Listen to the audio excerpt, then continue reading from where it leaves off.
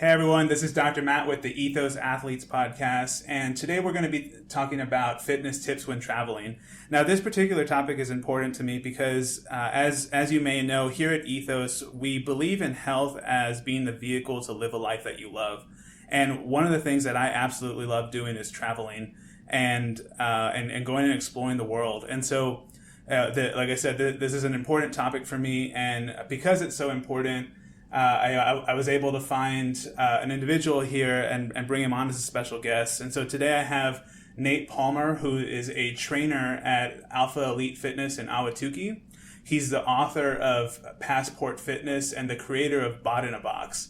And he's also Arizona's own crocodile wrangler. So Nate, welcome to the show. Thanks for having me on. I'm super excited to be here. As I mentioned in his intro, Nate is the author of Passport Fitness. And Nate, why don't you go ahead and tell me a little bit about the book and your inspiration for this book? Thanks. So, Passport Fitness, the no-nonsense guide to staying in shape no matter what city you wake up in. It was kind of my brainchild after my wife and I were able to travel South America for about 14 months. So it just kind of came from a lot of the tactics and things I had used to stay in good shape while I was traveling, without it necessarily being like a hardship trying to find a gym or do these things that were super, super difficult. So it came as like a way to synthesize fitness, make it really, really easy to do, like you said, live a life that you love and that's worth living, but by creating a health mindset around that. So it wasn't like fitness as the end all be all, but fitness as the vehicle to live the life that you really, really want to live and just have the ability to do what you want to do. I absolutely love that. And I will say that I did take the opportunity to read the book, and I found a lot of great things in it and a lot of things that you can actually apply when you're traveling.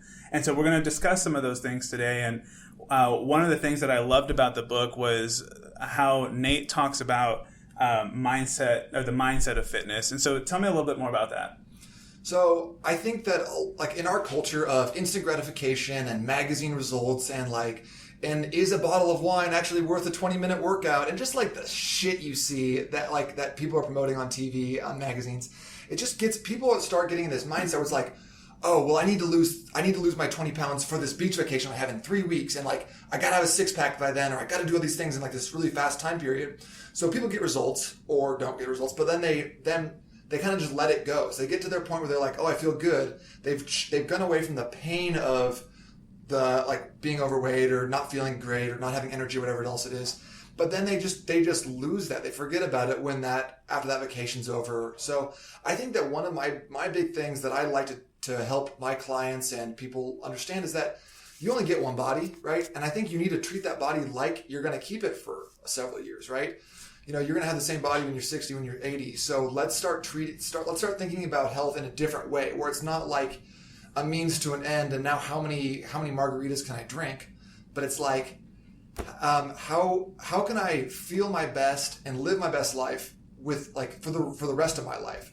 And I also think that it's important to think about health as like getting to a place where you're really, really happy and healthy and have the ability to do whatever you want to do, and then maintaining that forever, not doing this yo-yo like a roller coaster that everyone seems to do.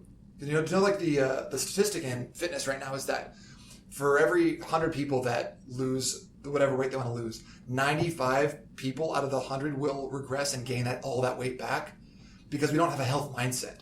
We have this like, I gotta have it, I'm gonna get it, like microwave mindset. You know what I mean? Put it in for 60 seconds, then when it's done, it's over. I forget about it. You know, it's not long term. So yeah, I absolutely love that, and I agree with everything you said. There's a quote in his book that I want to mention. So.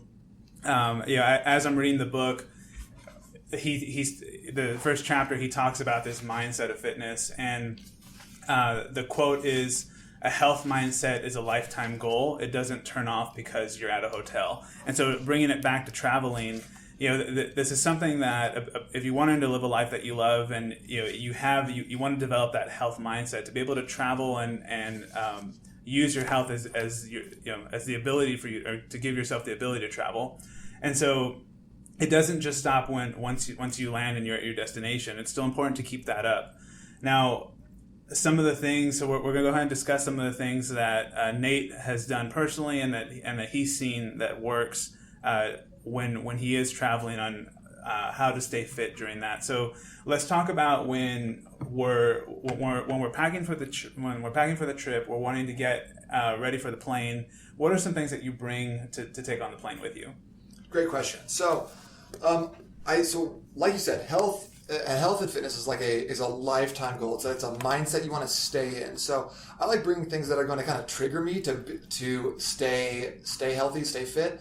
And I think a lot of that, people think that like, oh, well, I need to bring like a yoga mat, and not necessarily. I think like an equally important piece of that is bringing a neck pillow, bringing somewhere that you can actually get some like a good rest on the plane or whatever it is, without waking up and being like, oh, my back hurts, my neck hurts, I'm like so stiff getting off the plane. So a couple things that I like to pack is I love a neck pillow. I never go anywhere without a water bottle, and I think that water bottle is really, really important. My favorite tactic for staying hydrated before a flight is I like to fill my water bottle up, forget all about it up until I hit security, and then freak out and then pound that before I go through the TSA because I'm worried that they're going to make me not go on my plane because I have too much water. So that's just a little pro tip for you.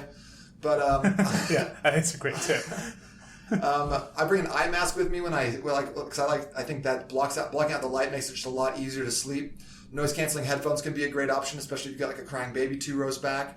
Just something that's going to help you relax. So, that doesn't necessarily have to be bringing like your inflatable weights with you, but it can be bringing a healthy snack, bringing some emergency, something that's going to help you like stay healthy and keep yourself from being sick on vacation, which is literally the worst. Yeah, absolutely. I've definitely been there. So, and then on top of that, like obviously you want the things like battery charger, have a good podcast. If you're having having a good book is really helpful. Listening to some good music, anything that's going to help you stay positive mindset and just maintain that like you're just feeling good. Okay, I love that. Now you mentioned neck pillows. Is there a specific one that you like? Because I've used a bunch, and I have a love or hate relationship with neck pillows. So really, yeah, absolutely. They're either fairly decent or I don't like them at all. So okay. I haven't found a great one yet. So do you have a recommendation for one? So I have one that I've used. I can't say though that I've ever had one that I was like, I don't really like this one at all. Except for the inflatable ones. Okay. Inflatable ones that have like that little plastic ridge on it. It cuts into your neck and you're like, this is not comfortable. But if you wanted my recommendation for like my favorite like noise canceling headphones, eye mask, water bottle, those sorts of things. I have if you can go to botinthebox.com/free, you can actually download my packing list with like links to Amazon, like all the Amazon items that I like the best. So botinthebox.com/free, it's like a packing guide and workout list. So just something that you can have like a quick PDF on your phone to double check. So you can just download that for free, no big deal. Perfect. We'll go ahead and put that in the show notes as well. So we have our stuff. We packed everything to prep for this trip. We're on the plane. What are some things that we can do while we're on the plane to help ensure that we feel good once we get off?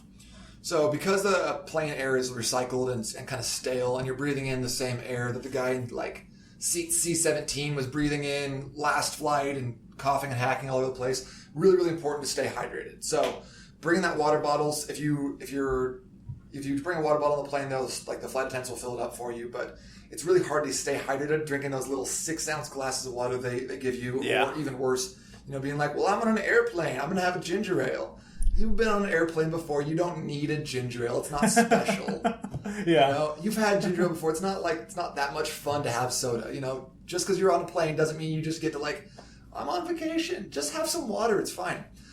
But then I also like to make sure that the posture is really good. So one thing that helps me, especially if you have any back problems or if you're tight from working out, is sitting up really, really high in your chair, setting yourself in a good position, buckling that seatbelt, and then cranking that belt all the way down to hold your hips in a position against the low back or against like the lumbar support of the chair. So that is really good for helping the posture.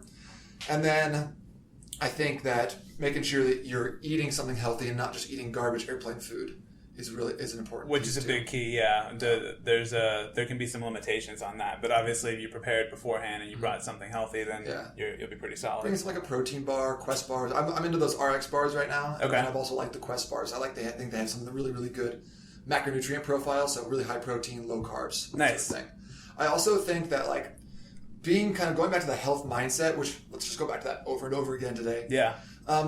If you're ever like sitting in an airplane and you're bored, or you're sitting in a class and you're bored, you're sitting in like a business meeting and you're bored, I like to think about what is something right now that I can do that's going to have like a positive impact on my body, my life, my fitness. So a couple things that you can do that are easy and don't require any additional equipment are self-myofascial release and breathing exercises. Okay. So self-myofascial release is just a really pretentious way of saying like self-massage. So like, let's say you've been at your computer all week and your forearms are tight. Just press a little bit into that forearm, move the wrist around a little bit, work some of the muscles of the forearm, work on those tight traps around your neck. You don't have to be a massage therapist to be able to like put a little pressure down into tight muscles and get some release. So that's an easy one to do. The other thing is breathing exercises. Most people breathe incorrectly. So when you breathe and the shoulders come up, your neck gets a little bit like you kind of get your neck a little bit tighter. That's activating your parasympathetic nervous systems. That's kind of activating that fight or flight response. So you're not relaxing when you're doing that. So instead, put your hand on one hand on your diaphragm, like the other hand kind of on your lower belly, and then take breaths in through your nose and try to expand where your hands are at. So try to like take a deep inhale into like your belly and then breathe out through your mouth or nose. And that's just a good way of helping yourself relax, reinforcing good motor and breathing patterns, and helping your posture. You'll feel better, you'll get some good oxygen, and just generally you'll taking that one step forward in that health mindset. And then every time you can take even a tiny step, I think that's got like, it's going to pay out big dividends, especially when you do that consistently. Nice. I like it. So those are some things that we can do on the plane. Now, especially if you're traveling overseas, what can happen is individuals can get jet lagged. So what are some things that we can do to help with sleep while we're traveling? So I think that when you're starting off on your journey and wherever you're going to end up is in a totally different time zone, like 3+ hours, before you even get on that flight, just automatically set your own personal time to be, okay, whatever that time is. So if it's like 8 p.m. wherever you're going, and so just hop on the plane and just fall asleep. Try to start acting like you're acclimating to that time zone. That's the best thing you can possibly do. And then when you get there, never stop saying, oh, well, I can't fall asleep because it's 10 a.m. or where I'm from.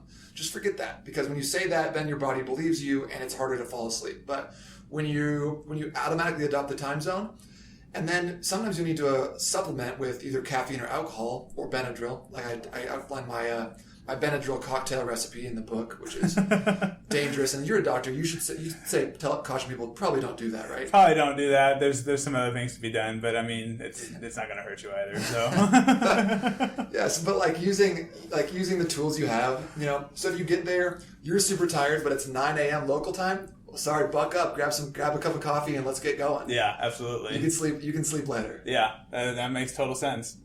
And I know one of the things that you mentioned in your book was just being outside, moving around. That's obviously going to help wake you up as well. Yeah, especially when you arrive somewhere you're tired and it's like morning there. Yeah, absolutely. And then you also mentioned napping. Mm-hmm. Tell me a little bit about what you do or when you utilize that.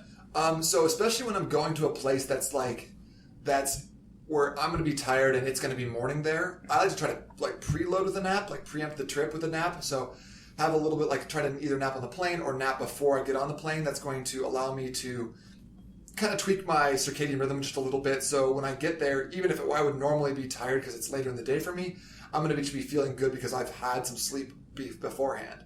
That being said, if you get somewhere and it's like 9 a.m. and you don't have anything to do, grab a nap till noon, don't make it too long, and then just get on with your day. Yeah, okay. And then you mentioned some yoga postures in there, correct? Yeah. Okay. So I like the yoga postures as a way of like getting, like kind of aiding in becoming sleepy, especially inversions. Inversions are really, really good to do before bed. That like an inversion in yoga, if you don't know, is anytime your head is below your heart center. So you don't have to be on your hands doing something crazy to get the benefit out of the inversion. So I outlined 3 different ones in there that I think are really, really good. So the easiest one is child's pose. That's where you just spread your knees out wide, sit back onto your butt, and then drop your head onto like the mat or the floor. So that's a really, really easy one. Super relaxing, a great stretch for the low back as well. So that's the easiest inversion you can do. Then down dog is another one. That's a great stretch for like where your hips are up in the air, you're pushing your butt back, and your legs are straight, arms are straight overhead. And that's another inversion. And then if you're up for it, then you can actually do a headstand or something against a wall. That's another great way to do it. But anytime an inversion where you're getting a little bit more blood flow to the brain, that's going to end up helping you fall asleep faster. Okay. So we have ways to help us go to sleep, ways to help us stay awake when we're there. Now, let's talk about what we started the show with, is exercising when you're traveling. So obviously, if you're a CrossFit athlete that's going and traveling, you can go and look for another CrossFit gym, and and I enjoy doing that part. But every now and then, you're going to be in a location that's not a reality to be able to do. So some other options, you could obviously use some of the if you're at a hotel, you can use their gym, but you can also set up your own gym. And how do you go about doing that? So a lot of great options. I know that for sure, as a CrossFit athlete, it's really fun to visit other boxes and kind of see what the coaches are doing and train with some other people and see how you stack up nationally, internationally. There's always that competitive nature. Oh, yeah, CrossFit athletes are competitive, right? Yeah, absolutely. So that's a great option. I was able to train at a CrossFit gym in Colombia that was really, really fun and totally unique to be able to train with athletes from a different country, different mindset and everything else. So, but if you don't have that ability, you're outside of that, a place where there's a close box nearby.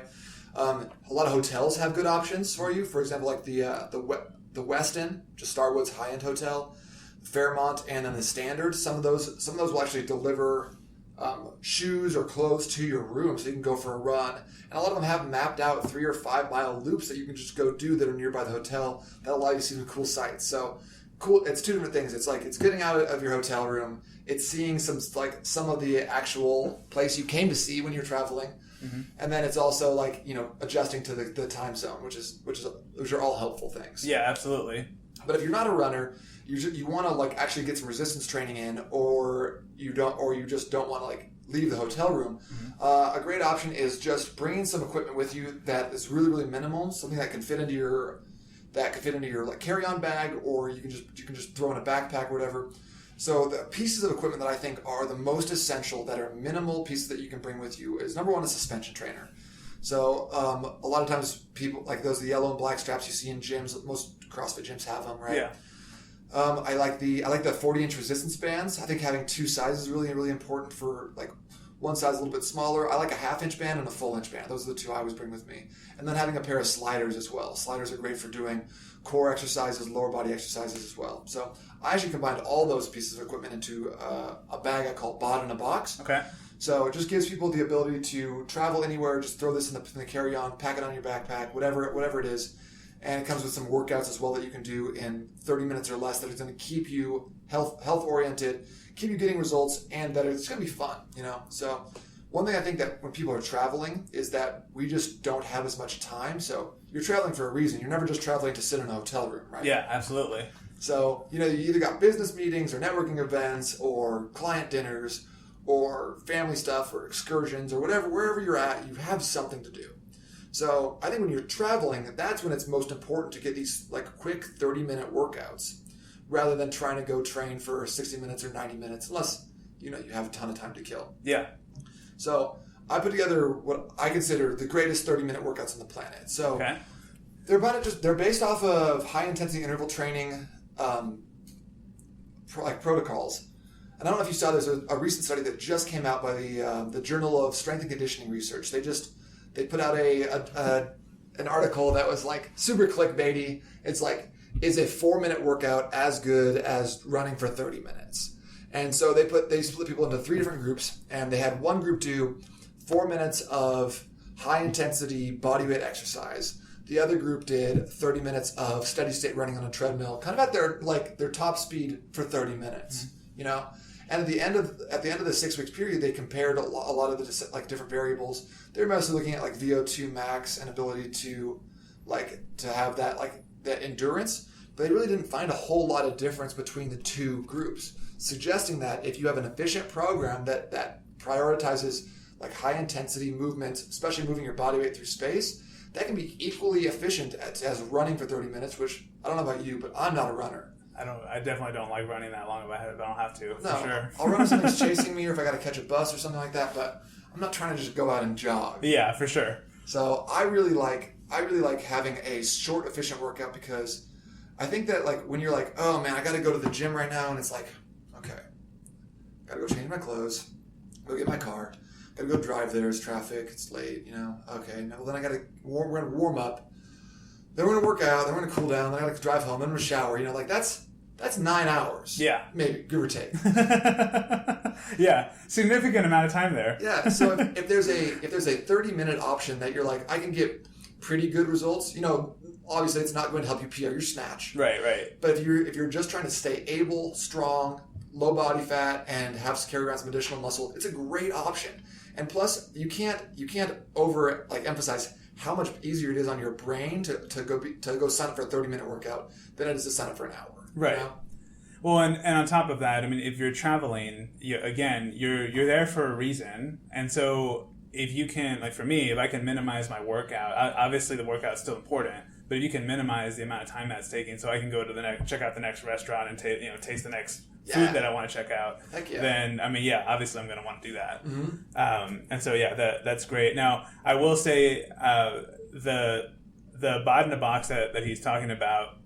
It's actually super portable. It fits in this drawstring bag that you can. It's easily packable. It's actually a really cool system, and it has those things that he talked about in there. So when we go and travel, and we'll definitely put some links in the show notes for you to check it out and to look at it in action if you'd like to see that as well. When we're going and looking at traveling, in your book you mentioned avoiding like a heavy leg day and avoiding some of the Olympic lifting, like traditional Olympic lifts. Tell me a little bit more why that is. Well, I think that anytime you go to a heavy day, if you're doing back squats, front squats, cleans, presses, snatches, things like that, it can be taxing on the lower back. So, and then if you go do that and then right off the bat, either that day or the next day, jump onto a plane or get into a car and sit there for six hours, all you're going to do is get stiffer and tighter. That one workout is probably not going to make or break your fitness, but it might like hobble you for the next 3 days and make your life just a little bit worse. So we're all working out to have better lives, right? And I know that there's plenty of people out there that are going to be like, yeah, whatever, screw this guy. I'm gonna back squat my run rep max before I leave. And that's fine. Do whatever, but I think that if you're trying to get the most out of your travel day or out of like the days right after the travel day, avoiding those heavy lifts or anything that's putting like a ton of stress on the low back can just help you feel really good. In fact, I recommend doing the opposite. I recommend doing kind of a body weight workout routine, or doing like a core day, which a lot of CrossFit athletes don't necessarily include like specific core training. So I love that because I think that having either doing core and upper back is a great way to like remind yourself of what good posture is. So when you're sitting there and you like kind of lean forward and you feel your abs actually tight, you're like, oh, okay, and you kind of sit right back up. It's kind of just this easy reminder. So I think instead of that, if you're like hell bent on getting like an explosive workout in a gym, a really great alternative to those heavy snatches, cleans, and jerks, or whatever, are just doing some like kettlebell swings. So you still get that heavy, like that posterior chain explosive reps, but again working on like your posture and not just loading some weight on the bar. So that's totally, that's a personal thing. And if you do that, like, and you go out and get really, really sore, that's fine one way or the other. But I think that's a great way to stay healthy and minimize the impact like on your next 2 days when you're traveling. Yeah, no, I love that. Now, tell me some of your favorite adventures from traveling. Oh, great question. I love talking about that. I don't know if you can tell, but I just like talking about myself in general. Yeah, most people do. There's nothing wrong with that. There you go. Yeah. Well, I'll share two with you. So, I can link this back to being health minded.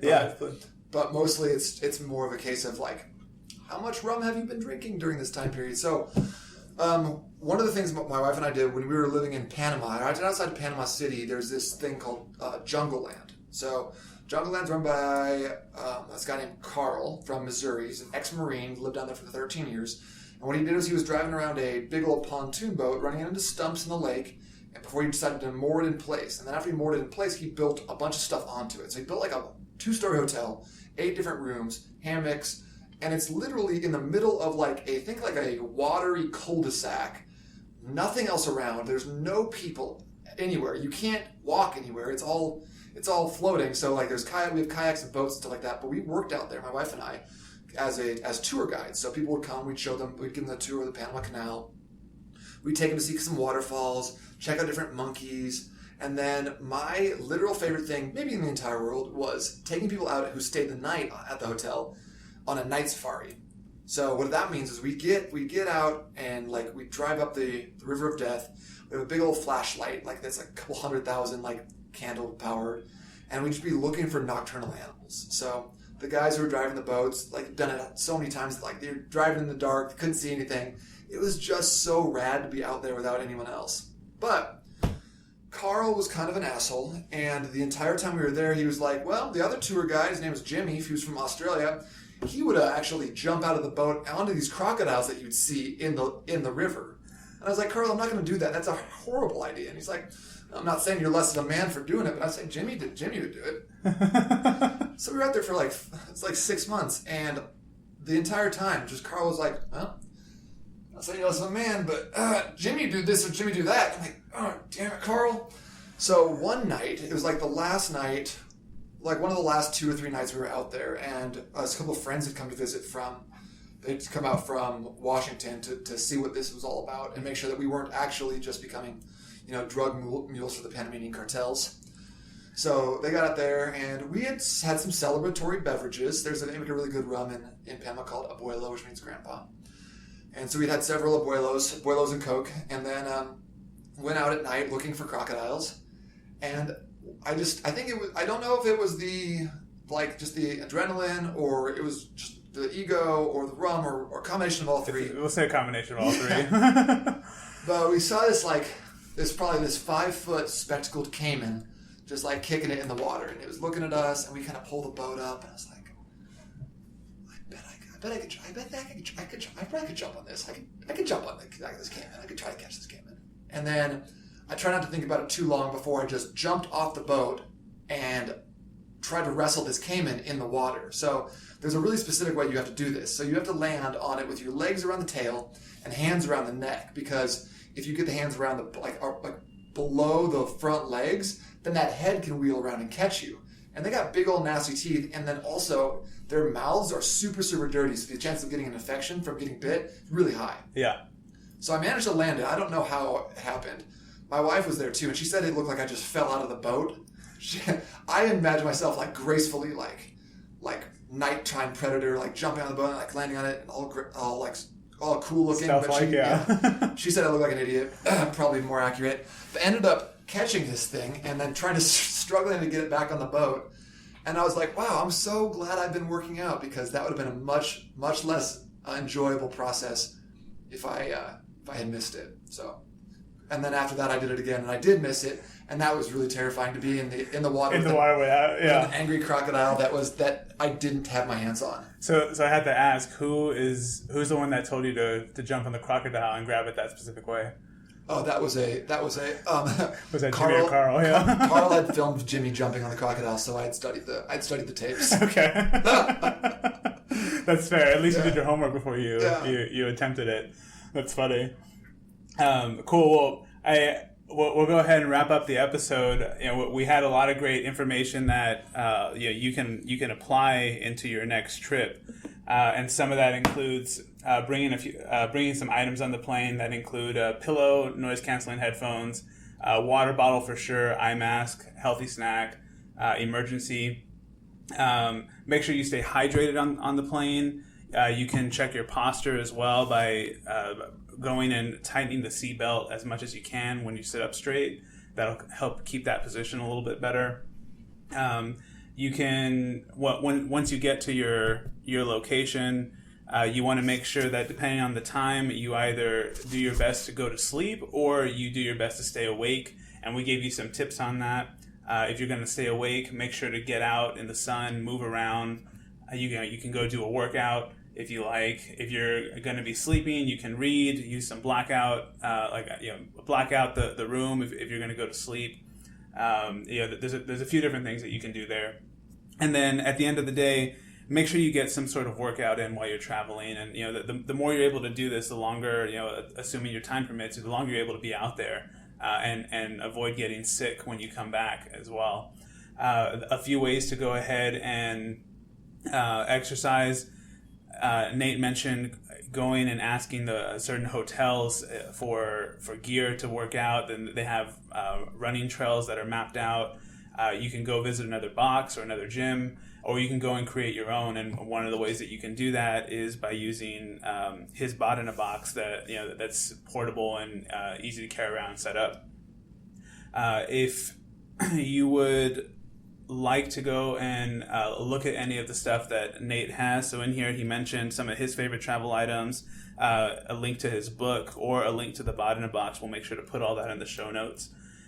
Nate, is there anything else that you would like to add? Any final thoughts for our listeners? Absolutely. Yes, I love talking. So the one thing that I really think is important is going right back to what we talked about, the health mindset.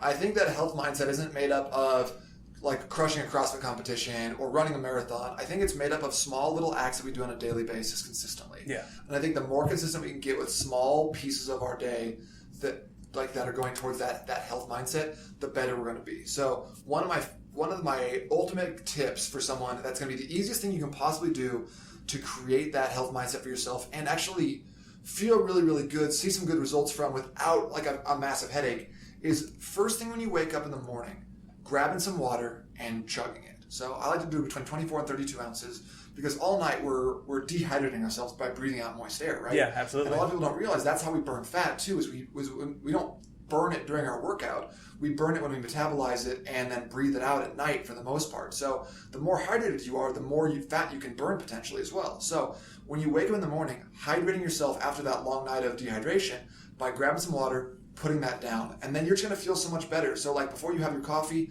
this is going to actually help you stay more energized from the coffee rather than just putting a dehydrating liquid on your already dehydrated sad body. So if you do one thing from today's podcast, drink that water. Yeah, absolutely. I love that. Well, Nate, it was a pleasure having you on the show. Man, it was so fun to be on. Thank you so much for having me, Dr. Matt. Oh yeah, my pleasure. If you'd like to hear more about some of Nate's adventures when he was traveling, be sure to check out his book, Passport Fitness.